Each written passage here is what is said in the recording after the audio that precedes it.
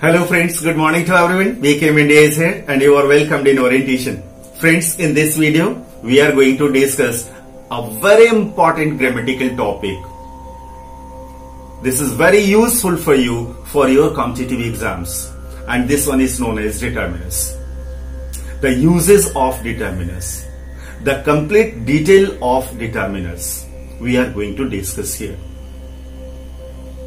This is the topic where most of you are badly confused. That's why I have selected this topic to clear all its doubts. So be attentive and watch this video carefully. Friends, अभी तक आपने इस channel को subscribe नहीं किया है तो आप इसे जरूर सब्सक्राइब कर लें, क्योंकि यह चैनल आपके बहुत काम का है। इस चैनल के माध्यम से आपको ढेर सारे इंफॉर्मेशन आपके कंपटीशन के लिए, आपके एकेडमिक एग्जाम्स के लिए दिए जा रहे हैं। So don't miss it, subscribe it right now. और अगर ये वीडियो आपको पसंद आता है तो इसे लाइक करें और अपने फ्रेंड्स के बीच शेयर भी करें, और अगर हो सके तो अपने 2 शब्द इसके कमेंट बॉक्स में जरूर लिखा करें। आइए हम लोग टॉपिक पर आते हैं। डिटर्मिनर्स ग्रामर का एक वो फैक्टर है जहां हम कंफ्यूज होते हैं इस बात को लेके कि डिटर्मिनर एक एडजेक्टिव की तरह काम करता है, तो इसे हम एडजेक्टिव ही क्यों नहीं कहते?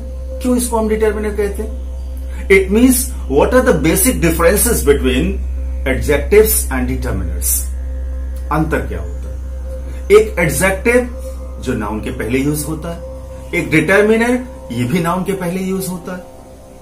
और तो फिर डिटर्मिनर को हम एडजेक्टिव ही क्यों नहीं कहते? इसलिए नहीं कहते, डिटर्मिनर्स वो शब्द होते हैं जो नाउन की क्वालिटी बताते हैं, जो नाउन के गुणों की चर्चा करते हैं। और डिटर्मिनर्स वो शब्द होते हैं जो किसी नाउन की स्थिति बताते हैं, उसका नंबर बताते हैं और उसका अमाउंट बताते हैं, उसकी क्वांटिटी बताते हैं। अंतर आपको समझ में आ गया होगा। An adjective used just before a noun tells the quality of a noun, but a determiner used just before a noun tells either the quantity of a noun, or it tells the amount of a noun, or it tells the condition of the noun. ये अंतर होता है दोनों। If we are going to discuss the kinds of determiners, there are major 4 kinds of determiners. उसमें सबसे पहले आता है आर्टिकल्स। आर्टिकल्स आप जानते हैं, ए एंड द। दूसरा नंबर आता है डेमोन्स्ट्रेटिव। Demonstrative determiners. डेमोन्स्ट्रेटिव में दिस, दैट, दिस, दोज, बस ये 4 वर्ड्स होते हैं जो डेमोन्स्ट्रेटिव डिटर्मिनर्स के रूप में इस्तेमाल किए जाते हैं। और तीसरा होता है पजेसिव डिटर्मिनर्स। पजेसिव डिटर्मिनर्स में my, your, his, her, their, it's.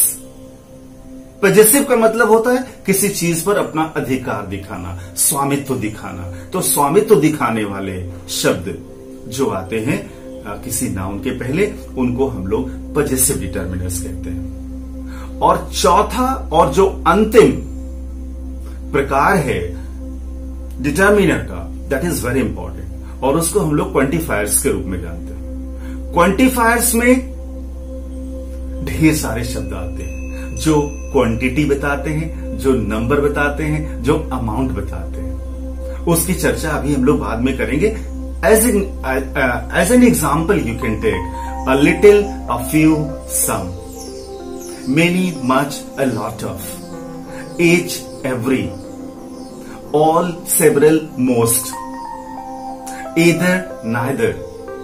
ये सब एग्जाम्पल्स हैं जो किसी नाउन के पहले इस्तेमाल होते हैं और उस नाउन को मॉडिफाई करते हैं। आइए अब हम लोग एक एक करके इसके बारे में डिटेल जानते हैं। Very first we are going to discuss about articles. Articles में आपको पता है ए एंड द, ये 3 शब्दों का एक समूह है, और इसमें ए और एन को हम इनडेफिनिट आर्टिकल कहते हैं और द को डेफिनेट आर्टिकल कहते हैं। ए एन द, एन को इंडेफिनिट आर्टिकल एंड द को डेफिनिट आर्टिकल। इसको डेफिनिट आर्टिकल और इंडेफिनिट आर्टिकल क्यों कहते हैं? क्योंकि ए और एन जो है वो केवल नाउन की सिंगुलैरिटी बताता है और द जो है वो नाउन की पर्टिकुलरिटी बताता है, उसकी स्पेशलिटी बताता है, उसका स्पेशल होना बताता है। ए और एन के प्रयोग में आपको कंफ्यूजन नहीं होनी चाहिए। ए का प्रयोग हम लोग उस नाउन के पहले करते हैं जिसका फर्स्ट लेटर कॉन्सोनेंट साउंड देता है। कॉन्सोनेंट साउंड क्या होता है?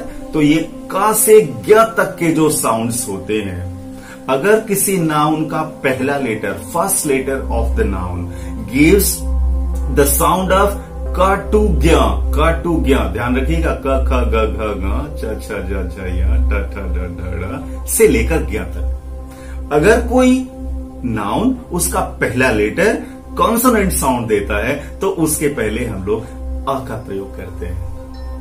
A man, a boy, a girl,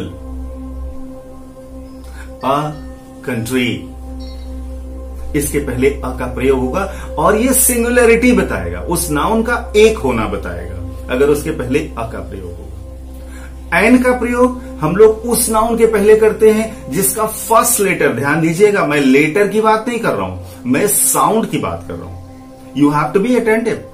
अगर किसी शब्द का, अगर किसी नाउन का पहला लेटर वॉवेल साउंड देता है, वॉवेल लेटर हो ये जरूरी नहीं है, या वॉवेल लेटर हो के वो कॉन्सोनेंट साउंड दे तो उसके साथ हम लोग अ का प्रयोग करेंगे। लेकिन अगर वॉवेल न भी हो और उसका फर्स्ट लेटर अगर वॉवेल साउंड दे रहा है तो उस परिस्थिति में उसके पहले हम एन का प्रयोग करेंगे। N honest man, an egg. अब वॉवेल साउंड क्या होता है? आ से आह तक का जो साउंड होता है, अ आ ई उ ए ओ अंग अह, ये जो आ से आह तक के साउंड होते हैं इसको हम लोग वॉवेल साउंड कहते हैं। और अगर किसी नाउन का पहला लेटर वॉवेल साउंड देता है तो उसके पहले हम एन का प्रयोग करते हैं। जैसे अभी हमने आपको एग्जाम्पल दिया, an honest man, an apple, an egg. इस तरह से ए और एन आपको समझ में आओगे। सबसे ज्यादा कंफ्यूजन आर्टिकल्स में द के यूज को लेके है। द का यूज आप किसी भी ग्रामर की किताब में पढ़ने चलेंगे तो 3 पन्ने में उसका पेज है, 3 पन्ने में उसका एक्सप्लेनेशन है, एक लंबा एक्सप्लेनेशन, एक कंफ्यूजिंग एक्सप्लेनेशन। यहां यूज करो, यहां यूज मत करो, इसके साथ यूज करो, उसके साथ यूज मत करो। मैं आपको एक मोटा मोटी नियम, एक एब्सोल्यूट रूल आपको मैं बता रहा हूं और उससे आपको कहीं कोई कंफ्यूजन नहीं हो। द का जो पर्टिकुलर यूज होता है वो केवल पर्टिकुलर नाउन के पहले होता है, खास नाउन के पहले होता है। अगर नाउन, कोई भी नाउन अगर अपने से खास है, पहले से ही अगर वो खास है, खास होने का मतलब वो यूनिक है, वो सिंगल है, वो पर्टिकुलर है। जैसे अगर मैं बात करूं sun, moon, earth, Ramcharitmanas, Ganga, Yamuna, USA, UK, Bible, ये जितने नाम हमने लिए हैं they all are particular. Particular means दूसरा नहीं है ऐसा। तो जब चीजें खास होती हैं, विशेष होती हैं, तो उनके पहले द का प्रयोग होता है। आप जिस जिस नाउन को खास मानते हो उसके पहले द का प्रयोग आप कर ही सकते हो, और सिर्फ आपके मानने से नहीं होगा कि ये खास है, ये सबके मानने से होगा। जिसको पूरी दुनिया खास मानती हो, सूर्य को पूरी दुनिया खास मानती है, द सन पहले से होता है। अर्थ को पूरी दुनिया खास मानती है, इसके पहले द का प्रयोग होता है। द ओशन, द हिंद महासागर, द हिमालयस, जो इस दुनिया में पर्टिकुलर होता है, खास होता है, उसके पहले द का प्रयोग होता है। अब आप कहेंगे कि सर जो खास होता है सिर्फ उसी के पहले होता है? जी नहीं, जब आपको किसी नाउन को खास बनाना हो, किसी नाउन को किसी खास अर्थ में व्यक्त करना हो, तो उसके पहले भी द का प्रयोग आप कर सकते हैं। द का मूल अर्थ हिंदी में सेंस जो होता है वो होता है वह, वही, जो। वह, वही एंड जो। जैसे वह देश तो आप बोलेंगे द कंट्री, वही देश द कंट्री, जो देश द कंट्री। आप ध्यान देंगे जिस किसी भी नाउन के पहले वह, वही, जो जुड़ जाता है दैट बिकम्स पर्टिकुलर, स्पेशल, और उसके पहले हम द का प्रयोग करेंगे। तुम वही लड़के हो जो मुझसे कल मिले थे, तो you are the boy who met me yesterday. अब यहां हमने बॉय के पहले द का प्रयोग किया और ये एक डिटर्मिनर है। जो लड़का झूठ बोलता है, विश्वासी नहीं होता, तो हम बोलेंगे the boy who tells lies is not reliable. और वह देश जो अपने नागरिकों की प्रशंसा करता है, अच्छा देश माना जाता है। बाय द वे मान लीजिए ये हम एग्जाम्पल ले लेते हैं, the country which appreciates its citizen is known as a good country। तो इस तरह से वह, जो, वही के सेंस में हम लोग द का प्रयोग कर लेते हैं। मुझे लगता है कि ए का प्रयोग, एन का प्रयोग एंड द के प्रयोग में आपको अब कोई कंफ्यूजन नहीं होगा। द में सिर्फ एक रूल आपको याद रखना है कि if the noun is particular, if the noun is special, if the noun is unique, if the noun is single one, तो उसके पहले हम द का प्रयोग करेंगे। और जिस किसी भी नाउन को हमें पर्टिकुलर बनाना होगा उसके पहले भी हम द का प्रयोग करेंगे। आइए हम लोग दूसरी डिटर्मिनर की बात करते हैं, जिसको हम लोग डेमोन्स्ट्रेटिव कहते हैं। डेमोन्स्ट्रेटिव का मतलब होता है इशारा करना, डेमोन्स्ट्रेशन का मतलब होता है इशारा करना। और डेमोन्स्ट्रेटिव में सिर्फ चार होते हैं, होते तो दो ही हैं, उसका सिंगुलर और प्लूरल होता है, this, that, this, those. This का प्रयोग हम लोग पास की चीजों के लिए करते हैं। This book means this book is in your touch. अगर किताब आपके पास है तो आप बोलेंगे दिस बुक। और गिव मी दैट बुक, अगर हम बोलते हैं गिव मी दैट बुक, तो वहां आपको इशारा करने की जरूरत पड़ती है, आपसे थोड़ा दूर है वो। तो दिस और दैट में ये फर्क है। अगर किसी नाउन के पहले दिस लगता है तो वो नाउन आपके पास होने का संकेत करता है, और दैट लगता है तो वो नाउन आपसे थोड़ा दूर होने का इशारा करता है। तो अगर नाउन पास है तो उसके पहले दिस का प्रयोग करेंगे, और दूर है तो दैट का प्रयोग करेंगे। और दिस का प्लूरल दिस होता है एंड दैट का प्लूरल दोज होता है। Those boys are my friends, अगर बोलना हो those boys are my friends and these are my books, these are my books, those boys are my friends and this is my book, that is yours. ये मेरी किताब है और वह तुम्हारी किताब है। दिस और दैट, दीज एंड दोज, इन चारों के प्रयोग अगर आपने सीख लिया है, हां इसको हम डिटर्मिनर तब कहेंगे जब ये किसी नाउन के पहले इस्तेमाल होगा और उस नाउन की स्थिति बताएगा। अब आते हैं पजेसिव। पजेसिव डिटर्मिनर्स अपने आप में बहुत खास हैं। पजेसिव का मतलब होता है स्वामित्व दिखाना, पोजीशन दिखाना, किसी चीज पर अधिकार दिखाना, अधिकार सूचक भी आप कह सकते हैं, जब ये किसी नाउन के पहले इस्तेमाल होते हैं।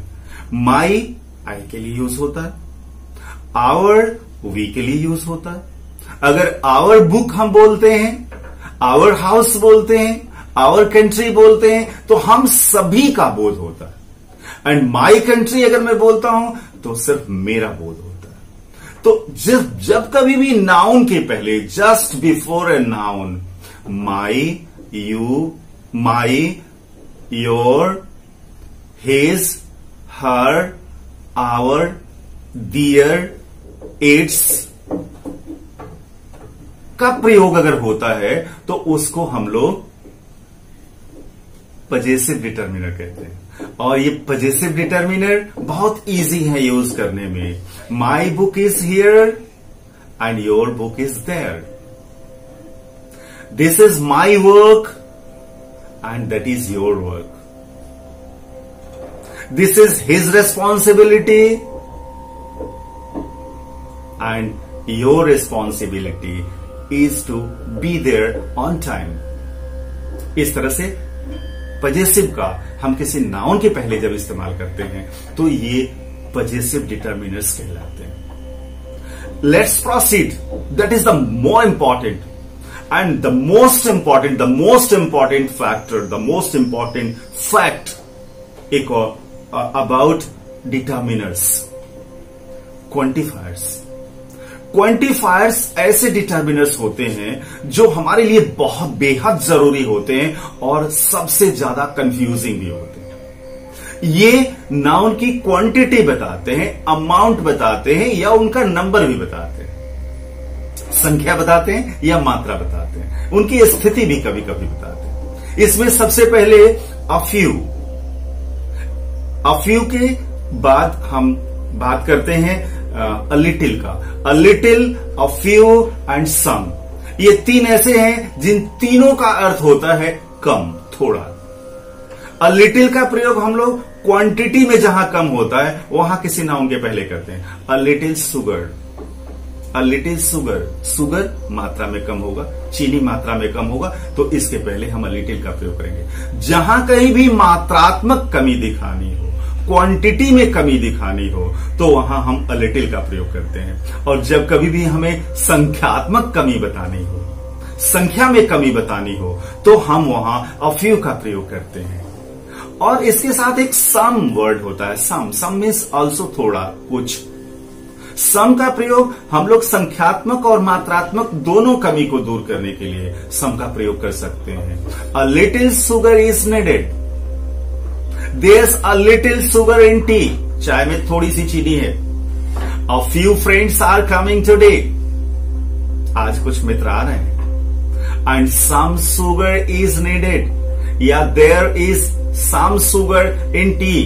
थोड़ी सी चीनी है। And some friends are very nice. Some friends are very nice. Friends are countable.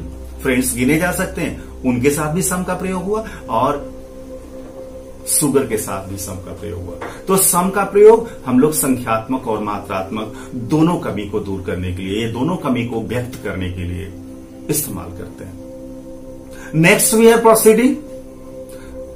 Now we have to proceed further and we have to discuss about much, many and a lot of. Much मात्रात्मक अधिकता, much, many and a lot of तीनों का अर्थ होता है ज्यादा। Much मात्रात्मक अधिकता दिखाता है, मेनी संख्यात्मक अधिकता दिखाता है, एंड ए लॉट ऑफ मात्रात्मक और संख्यात्मक दोनों दिखाता है। जैसे आई हैव मेनी फ्रेंड्स, तो मेनी फ्रेंड्स का मतलब संख्या में ज्यादा है। And I don't have much time, many time हम नहीं बोलते। I don't have much time, much sugar, much water, much oil. जो अनकाउंटेबल नाउन्स होते हैं उनके साथ मच का प्रयोग होता है, जो काउंटेबल नाउन्स होते हैं उनके साथ मेनी का प्रयोग होता है, और सम का प्रयोग काउंटेबल एंड अनकाउंटेबल दोनों के साथ हो सकता है। तो there's much water in the river, there are many friends in the field, and a lot of friends are wishing me happy birthday. A lot of friends, a lot of knowledge is required to be successful in civil services examination. तो a lot of knowledge या lots of knowledge, knowledge संख्या में नहीं होता, मात्रा में होता है, क्वांटिटी में होता है, तो हम लोग उसके साथ भी a lot of का प्रयोग कर सकते हैं।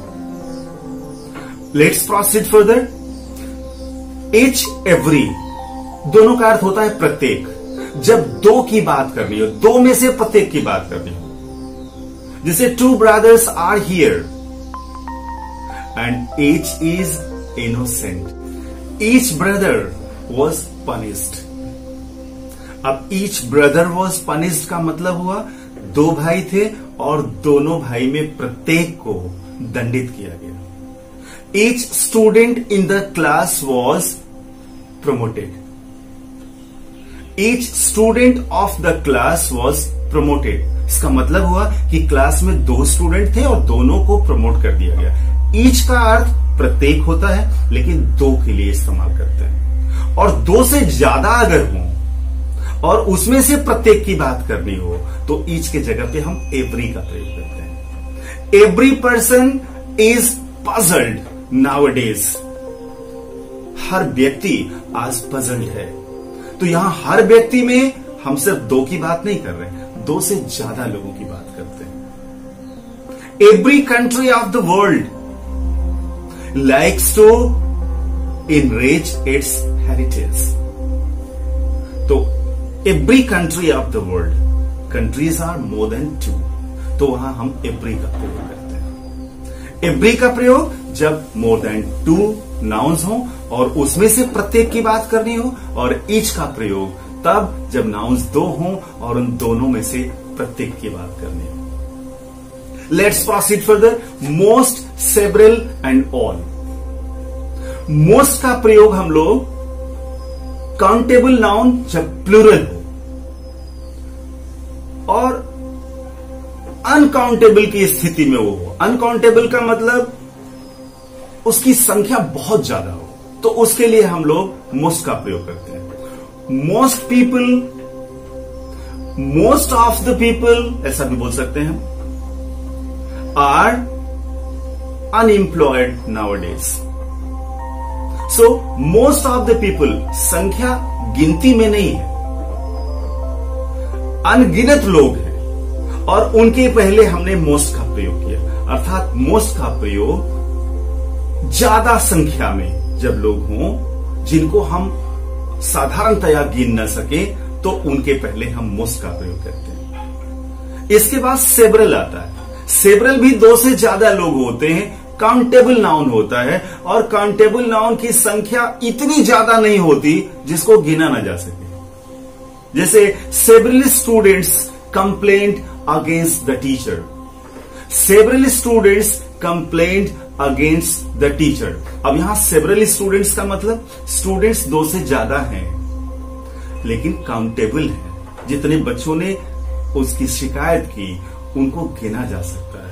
तो इस संख्या दो से ज्यादा हो तो उसके साथ हम सेवरल का प्रयोग कर सकते हैं. एग्जाम्पल हमने आपको दे दिया. ऑल.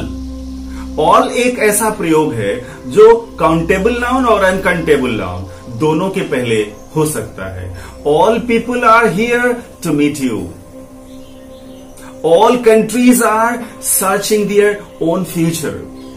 सो ऑल कंट्रीज ये काउंटेबल नाउन है और हम बोलते हैं all that glitters is not gold.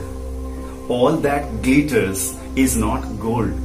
तो यहां ऑल का प्रयोग हमने स्टफ के लिए किया है, मटेरियल के लिए किया है, अनकाउंटेबल के लिए किया है. तो ऑल का प्रयोग अनकाउंटेबल के लिए भी हो सकता है एंड काउंटेबल के लिए भी हो सकता है. फ्रेंड्स, अब हमें अदर और अनदर के बारे में बात करना है. Other and another. अनदर का प्रयोग हम लोग सिंगुलर काउंटेबल नाउन के ही साथ कर सकते हैं. अनदर का प्रयोग केवल सिंगुलर काउंटेबल नाउन के साथ हो सकता है. जैसे प्लूरल काउंटेबल नाउन के साथ नहीं हो सकता इसका प्रयोग. अनकाउंटेबल नाउन के साथ भी इसका प्रयोग नहीं हो सकता. नाउन जब सिंगुलर हो और काउंटेबल हो तो उसके पहले हम अनदर का प्रयोग कर सकते हैं. Bring me another knife. I want another bike. तो बाइक एंड नाइफ ये दोनों काउंटेबल नाउन है एंड सिंगुलर है, तो इसके पहले हम अनदर का प्रयोग कर सकते हैं. लेकिन अदर का प्रयोग थोड़ा सा ब्रॉड होता है, विस्तृत होता है. अदर का प्रयोग हम लोग सिंगुलर काउंटेबल नाउन के साथ भी कर सकते हैं, प्लूरल काउंटेबल नाउन के साथ भी हम कर सकते हैं एंड अनकाउंटेबल नाउन के साथ भी हम लोग कर सकते हैं इसका प्रयोग. Other books, I want some other books.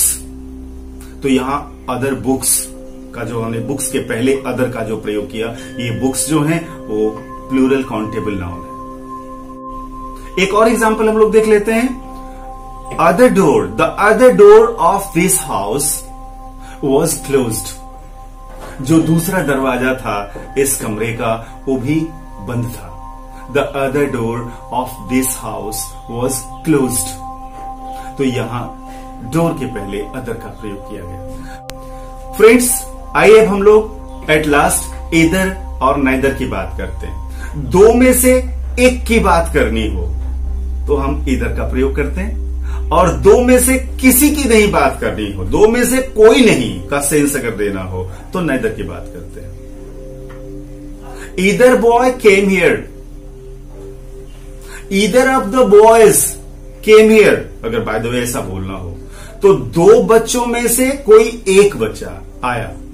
Either of the books, are नहीं is, either of the books is mine.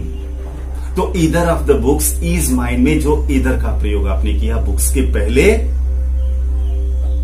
वो एक क्वांटिफायर है, एक डिटर्मिनर का यूज है। नाइदर का अर्थ होता है दो में से कोई नहीं। Neither of you will help you, आप दोनों में से कोई मेरी मदद नहीं करेगा। Neither of these books is useful for me, neither of the countries adopted piece.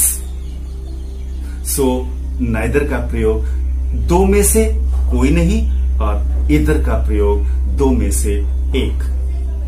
Friends, I wish, मैं उम्मीद करता हूं कि डिटर्मिनर का ये एक्सप्लेनेशन आपको समझ आ गया होगा और आपको अब इसमें कोई कंफ्यूजन नहीं होनी चाहिए। Still you are having some confusion, certainly you must write your confusion in comment box of this video. और अगर ये वीडियो आपको पसंद आया हो तो आप इसे लाइक करें, शेयर करें और इस चैनल को जरूर सब्सक्राइब करें। Wish you all the best.